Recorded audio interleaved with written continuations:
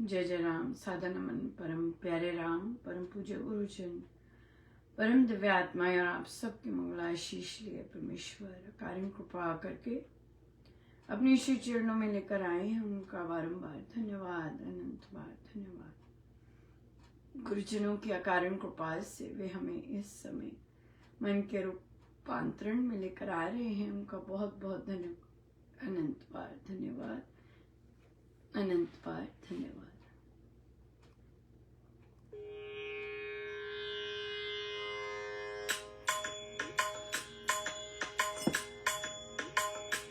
अच्युतं केशवं कृष्ण दामोदरम्, अच्युतं केशवं कृष्ण दामोदरम्, रामनारायणं जानकी वल्लभम्, रामनारायणं जानकी वल्लभम्, अच्युतं केशवं कृष्ण दामोदरम्, अच्युतं केशवं कृष्ण दामोदरं, रामनारायणं जानकी वल्लभं, रामनारायणं जानकी वल्लभम्, अच्युतं केशवं कृष्ण दामोदरम्, अच्युतं केशवं कृष्ण दामोदरं, रामनारायणं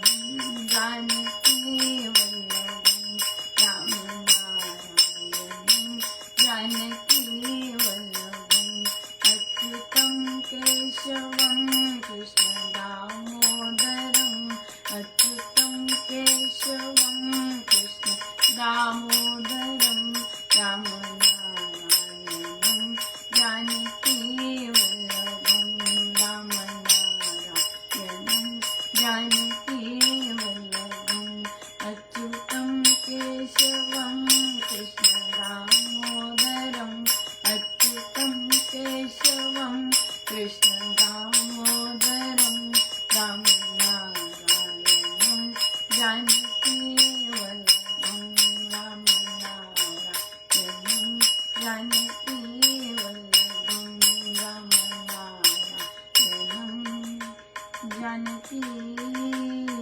वल्लभम्।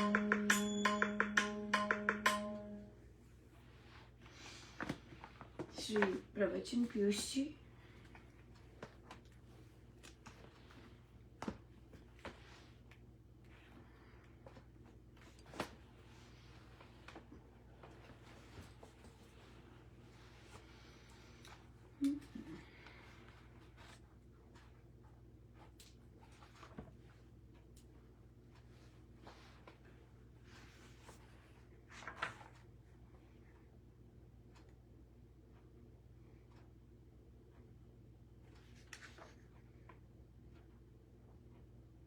पेज 76।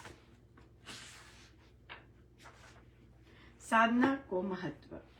ये जो सत्संगों में खुलकर कुछ कहने की बात का समय होता है, ये इस सत्संग में अंतिम कार्यक्रम है। इसमें जो बातें कही गई हैं वे अनुभव में आई हुई हैं।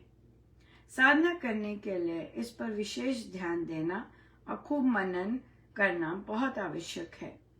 मंत्र का महत्व मैंने वर्णन किया है। इसका बहुत ही मनन और अध्ययन करना चाहिए। 3 बातें हैं। काल का विचार ना करें, अंतर ना डालें, कमी ना आने दें। मैं तो ये चाहता हूं इसको ना छोड़ें। किसी से मिलना या और काम हो तो फिर ये काम इन सबसे पहले करें। भजन पाठ के काम को गौण ना बनाएं। अगर कोई गौण बनाता है तो समझो भावना नहीं है। यदि आप किसी के घर जाओ और वह आपसे बात ना करे, किसी और से ही बातें करता रहे, तो आप बुरा मानोगे। और यदि आत्मसम्मान का भाव है तो फिर कभी नहीं जाओगे। इसी प्रकार आपने आह्वान किया और फिर ध्यान ना दिया तो फिर वह मंत्र का मंत्रित क्यों आए। इस काम को अच्छे से अच्छा सिनेमा ना रोके, संबंधी ना रोके, कोई और काम कितना ही आवश्यक क्यों ना हो, इसे ना रोक सके। भक्त भावना वाला तो स्वयं जान सकता है कि वह इसमें अंतर क्यों डाले। बहुत सुंदर। और यही चीज हम रामोपासना में जब आरंभ होती है रामोपासना, सबसे पहले यही चीज आती है कि अंतर नहीं डालना। कई लोग रामोपासना करने के बाद भी अंतर डालते हैं।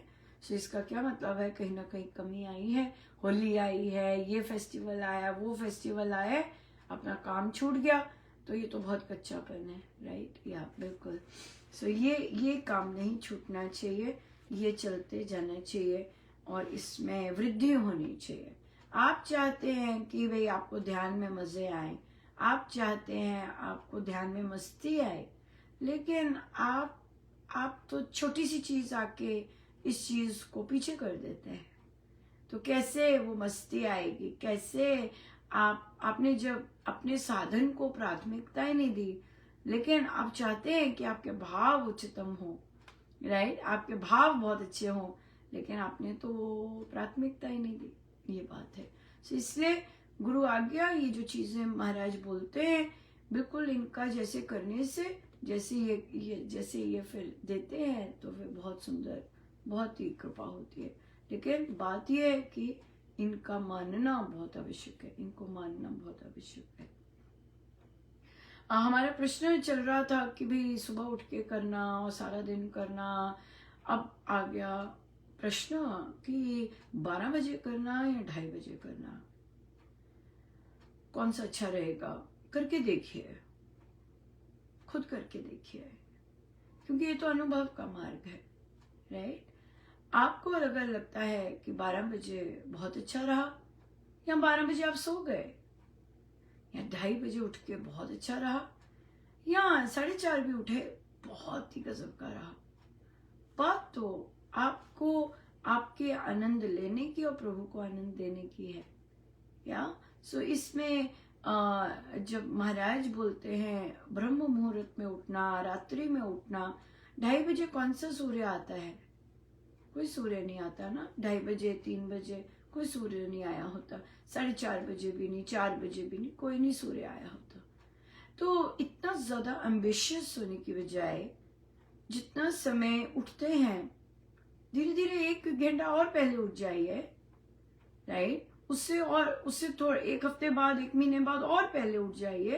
अगर अभी 7 बजे उठ रहे हैं तो ठीक है, हम 6:30 उठना शुरू करता हूँ, 6:30 बजे उठना शुरू करती हूँ, राइट। और फिर अगर सुबह उठना है तो अब आपको रात को सोना है, वो बहुत इंपॉर्टेंट है कि अगर मैं 11-12 बजे सोती हूँ तो मुझे 10:30 बजे सोना है, 10 बजे सोना है। क्यों? क्योंकि मुझे इतने बजे उठना है। तो ये तो सारा का सारा धीरे धीरे चेंज होगा। फिर आप 6:30 बजे उठ गए, फिर आप 6 बजे उठे, राइट, और फिर आपने 5 बजे उठने का बना लिया, और फिर आप आ गए 4:30 बजे। उठिए 4:30 बजे, लेकिन 4:30 बजे उठने के लिए आपको लगभग 10 बजे सोना पड़ेगा। क्यों? क्योंकि वो साइकिल चेंज कर रहे हैं आप। तो जब 10 बजे सोएंगे तो 4:30 बजे उठ सकते हैं। सो बिल्कुल उठ सकते हैं। पुरुषों को इतनी प्रॉब्लम नहीं आएगी, क्योंकि अगर वे 5 बजे 8 बजे घर आते भी हैं, आराम से 10 बजे सो सकते हैं और सो भी जाते हैं। महिलाओं का होता है इसलिए, क्योंकि महिलाओं तो 4 गुना ज्यादा काम करती हैं पुरुषों से, राइट। 3 गुना ज्यादा, 4 गुना ज्यादा काम करती हैं पुरुषों से। सो अगर पुरुष आराम से आके सो भी गए 10 बजे, वे लगी रहती हैं अपना काम समेटने में या कल अगले दिन की तैयारी करने में। सो इसलिए महिलाओं का अलग रहता है, पुरुषों का बिल्कुल अलग रहता है। और महिलाओं को अपनी इस बात की अगर चिंता होती, कई महिलाओं को होती है, क्योंकि वो अपने पतियों पे डिपेंडेंट होती हैं कि भाई मैं 12 बजे तक जागना है, मेरे पति 12 बजे आएंगे। ये आपकी चॉइस होती है, राइट। अगर आपको जागना है 4 बजे 5 बजे, तो आप खाना रख के सो सकते हैं, ये आपकी चॉइस होती है। या ये महिलाओं की अपनी चॉइस है, जैसे वे करना चाहते हैं। किसी पे गुरुजन कोई जोर जबरदस्ती नहीं करते हैं, और कभी नहीं की, ना प्रभु जो जोर जबरदस्ती करते हैं। ये आपकी अपनी अपना होता है ये सब कुछ देखना, कितने बजे उठ सकते हैं, कितने बजे की लगन है, कितने बजे उठ के जॉब भी करेंगे, ये चीज़ें होती है। लेकिन पुरुषों का डेफिनेटली अलग होता है। जो पुरुष जल्दी आ जाते हैं काम से, वे तो जल्दी सो भी सकते हैं और फिर डेफिनेटली और जल्दी उठ सकते हैं, बिल्कुल उठ सकते हैं, क्योंकि उनको 3 गुना ज़्यादा रिस्पॉन्सिबिलिटी नहीं होती। उनको घर की, बच्चों की और ये सब रिस्पॉन्सिबिलिटी नहीं होती, सिर्फ बाहर जाते। अभी तक जो इंडियंस हैं, कई होंगे एक्सेप्शनल मेल जो कि बच्चों का भी करते हैं, बच्चों के साथ पढ़ते हैं, बच्चों कई होते हैं ऐसे बिल्कुल फादर्स या यंग पीपल जो और भी काम लगे होते हैं। तो जब आपके पास कोई रिस्पॉन्सिबिलिटी नहीं, सिर्फ कमाना ही है और खाना ही है और सोना ही है फिर तो आप आराम से अपना स्केड्यूल चेंज कर सकते हैं। या बिल्कुल। तो एक बच्चे का प्रश्न आया कि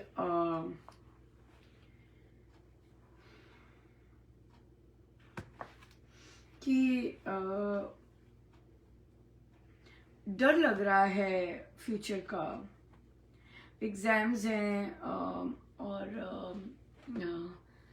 एग्जाम्स हैं और उसे लगता है कि मैं नहीं कर पाऊंगा, बाकी सारे कर जाएंगे।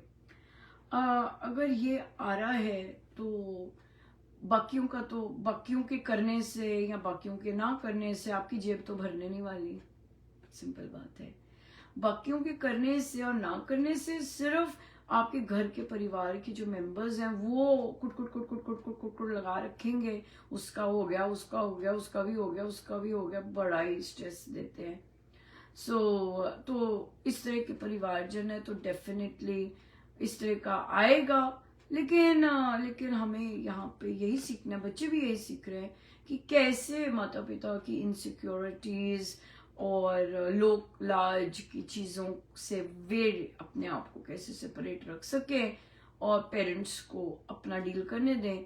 लेकिन पेरेंट्स क्या करते हैं, अपनी इनसिक्योरिटीज और अपनी सोशल स्टेटस के जिम्मेदार बच्चों को बना देते हैं कि भाई ये करेगा तो मेरा सोशल स्टेटस और ऊंचा हो जाएगा, इस तरह की डिपेंडेंसी आ जाती है। बट ये बच्चे की प्रॉब्लम नहीं है, राइट। सो ये बच्चे अगर सीख जाएं कि उनकी प्रॉब्लम नहीं है, पेरेंट्स जितना वो इनकैश करना चाहते हैं सोशल स्टेटस, वो बच्चों का प्रॉब्लम है नहीं वैसे। तो बच्चे तो फिर अब आ गई तैयारी की बात। अब तैयारी होनी, ये आपको देखना है। दूसरे हो जाएंगे, आप नहीं हो जाओगे, इससे इतना बड़ा कुछ होने नहीं वाला। मेन बात है कि आपकी तैयारी कितनी है और आप कितना दम लगा रहे हैं उस तैयारी में। अगर आपकी तैयारी, आपको अपने साथ ऑनेस्ट होना है, तभी हम प्लानर्स लिखते हैं। और प्लानर्स लिखने में ऑनेस्टी आती है। मैं अपने आप को देख सकता हूँ, मैं अपने फियर्स को देख सकता हूँ, मैं अपनी मेहनत को देख सकता हूँ, सब कुछ देख सकता हूँ, राइट। और हमें पता भी होता है कि हमारी तैयारी कितनी है एक्चुअली। लेकिन वो स्ट्रेस इतना ज्यादा होता है सोसाइटी का कि हम उससे जूझने में हमें घबराहट हो रही होती है। तो तैयारी अगर नहीं है तो बी ऑनेस्ट, सिंपल बात है। मेरी तैयारी नहीं हो रही, अगर मेरे पास अभी भी टाइम है, क्या मैं तैयारी कर सकता हूँ और लगा सकता हूँ दम, तो ये हमें खुद को देखना है, ये कोई दूसरा नहीं कर सकता, राइट। और जैसे आज मेरे स्टूडेंट्स जो थे उनको क्वेश्चन दिया सॉल्व करने को, लेकिन उनको रूब्रिक भी दिया कि कैसे होना चाहिए, और उन्होंने जो नोट्स लिखे थे उसको भी कहा कि आप देख के करो। इसमें बहुत कुछ था, पहले तो हैरान हो गए, क्या दे दिया, ये क्या बताया क्यों नहीं। उनका इसमें बताने की क्या जरूरत है, नई नई असाइनमेंट होती है, कोई सरप्राइज तो है नहीं, सब कुछ खुला ही है। तो फिर उसमें ये था कि बस आपको बस ये रिफ्लेक्ट करना। फिर रिफ्लेक्शन के लिए क्या दिया कि आप आइडेंटिफाई भी कर सकते हो कि पूछा क्या है, आप आइडेंटिफाई भी कर सकते हो कि मेन किस पे फोकस होना है, और फिर आप अपने नोट्स ऐसे ही रखोगे या और बेहतर बना सकते हो अगली बार के लिए। बिल्कुल, ये तो उन्हें कहा कि ये तो आपने पढ़ना है, आप कैसे पढ़ते हैं, आप किस तरह से अपनी तैयारी करते हैं, वो आप पे निर्भर है। फिर क्या आप उन चीजों को लेकर प्रश्न का उत्तर दे सकते हैं? तो फिर तो ये रिफ्लेक्ट करने को कही, तो खुद ही रिफ्लेक्ट करेंगे, खुद ही बैठेंगे, खुद ही अपना काम धाम देखेंगे कि भाई क्या आ रहा है, किस तरह का क्वेश्चन है, कैसे मुझे उससे डील करना है। तो इसलिए ये जो चीजें हैं ये तो खुद ही बैठनी होती है, खुद ही देखनी होती है और खुद ही इवेल्युएट करनी होती है। और अगर लगता है कि नहीं मेरी तैयारी अच्छी नहीं है, मैं और एक साल लेना चाहता हूँ, या नहीं मैं कोई और स्ट्रीम लेना चाहता हूँ, कोई और रास्ते जाना चाहता हूँ, कोई और टेक्निकल एजुकेशन करना चाहता हूँ ताकि मैं कोई बिजनेस कर सकूं, या या किसी के अंडर रह के और स्किल्स सीख सकूं। लेट्स से आपको मोबाइल्स में बहुत शौक है, राइट, और आप मोटर मैकेनिक और ऐसा कुछ गराज खोलना चाहते हैं, तो क्या ऐसा कोर्स करने के लिए रेडी हैं? फिर किसी मोटर मैकेनिक के अंडर काम कर सकते हैं, या फिर वो काम करके अपना छोटा सा बिजनेस खोल सकते हैं। ये चीज एक्सप्लोर करनी बहुत जरूरी है, रादर देन कि जहां सब जा रहे हैं वहीं मुझे जाना है। इंजीनियरिंग करके तो बच्चों को जॉब कहाँ निश्चित है। वो एमबीए करते हैं क्योंकि उन्हें उसमें शौक नहीं आता, उनको इंटरेस्ट नहीं आता, सब कर रहे हैं तो हमें भी करना है, राइट। अभी भी कल्चर ये है।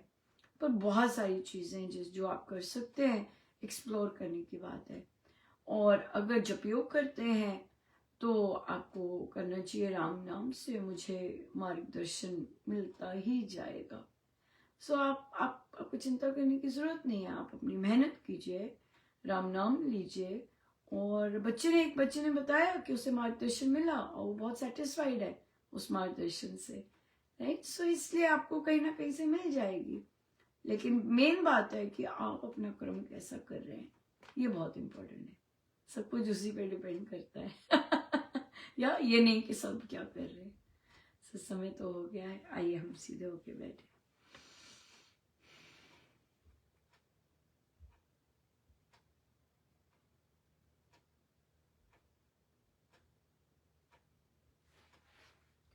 सब गुरुजनों का उनके श्री श्री चरणों में जय जय राम, जय जय राम, जय जय राम।